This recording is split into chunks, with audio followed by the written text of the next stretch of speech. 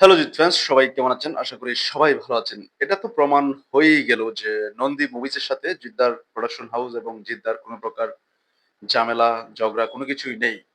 কিন্তু এই বিষয়টা নিয়ে যে প্রপাগান্ডা চালানো হয়েছিল, এই বিষয়টা নিয়ে যে সোশ্যাল মিডিয়াতে পোস্ট করেছিল মিস্টার রানা সরকার, একজন প্রোডিউসার, টলিউড ইন্ডাস্ট্রির একজন প্রোডিউসার।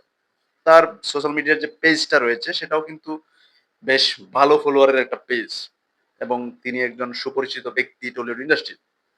সেটা পজিটিভলি পরিচিতি হোক বা নেগেটিভ পরিচিতি হোক, তাকে সবাই চিনে। তো বিষয়টা হচ্ছে, সে তার পেজে জিদ্দার নামে একটা রং নিউজ ছড়িয়েছে জিদ্দার সম্পর্কে এবং জিদ্দার টিম সম্পর্কে। কেউ বলে বিপ্লবী, কেউ বলে ডাকাত সম্পর্কে, যে মিথ্যাচার গুলো করেছে, সেগুলো কিন্তু আমরা সকলেই দেখেছি এবং সেগুলোর প্রতিবাদ কিন্তু সবাই করেছে।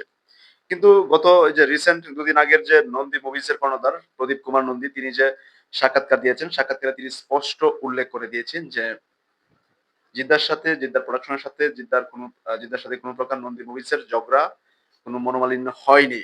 এবং এই সিনেমাটার, যে কেউ বলে বিপ্লবী কেউ বলে ডাকাত সিনেমাটার অরিজিনাল প্রোডিউসার হিসেবে তিনিই আছেন এবং তিনি এটা ঠিক করবেন যে রিলিজ ডেট কবে, কবে সিনেমাটা মুক্তি পাবে। 27শে মে রিলিজ নিয়ে একটু প্রবলেম হয়েছিল, এটা টেকনিক্যাল প্রবলেম। জিদ্দার এই সিনেমাটাকে বেটার টেকনিক্যাল কাজ, বেটার এডিটিং এর কাজ আরো বেশি ভালোভাবে করার জন্য সেটাকে সময় নেওয়া হচ্ছে, সেটা ভিন্ন কথা, পুরোপুরি ভিন্ন কথা। কিন্তু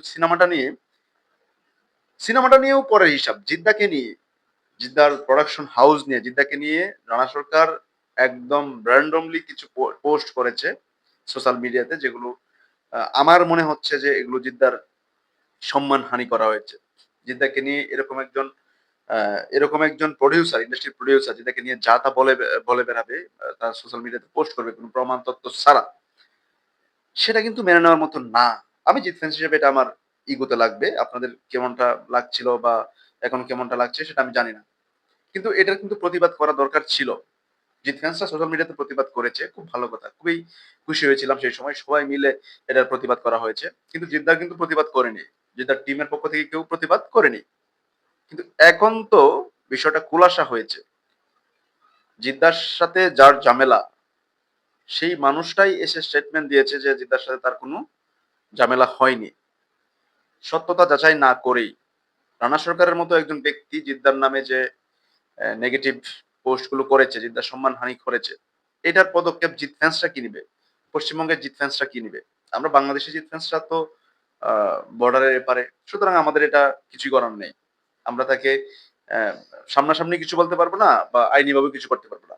কিন্তু আমার মনে হয় পশ্চিমবঙ্গের জিত ফ্যান্স ক্লাব গুলো যারা আছে তাদের এটা ব্যবস্থা নেওয়া উচিত। রানা সরকারের নামে মামলা ঠুকে দেওয়া উচিত এবং একাধিক মামলা, প্রয়োজনে গণস্বাক্ষর নিয়ে, একাধিক জিত ফ্যান্সরা স্বাক্ষর নিয়ে তার নামে মামলা করা উচিত। আমার হিরোর নামে উল্টাপাল্টা বকবে, আমার হিরোকে যা তা সে বলবে, এটা কোনো এই সোশ্যাল মিডিয়া ফ্যান পেজ না যে আমি ফ্যান পেজের বিরুদ্ধে কিছু বললাম না, সেটা প্রচার হোক। হ্যাটার্সরা অনেক কিছু বলতেছে, সেটা ভিন্ন কথা। কিন্তু একজন ইন্ডাস্ট্রি, একজন প্রডিউসার, তিনি ইন্ডাস্ট্রির একজন পার্সন।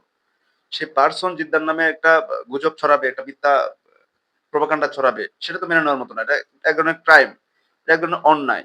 তো জিদ্দা বরাবরই বছরের পর বছর এগুলো নিয়ে কখনোই তিনি কথা বলেন না এবং তিনি এটা নিয়ে কখনো কোনোদিন প্রতিবাদ করবেন না, আমরা জানি। কিন্তু আমার কথা হচ্ছে, সোশ্যাল মিডিয়াতে পশ্চিমবঙ্গের জিত ফ্যান্স তো অনেক দেখতে পাই, ভালো ভালো আহ, জিদ্দার ফ্যান্স ক্লাব রয়েছে। তাদের পক্ষ থেকে পদক্ষেপ কি?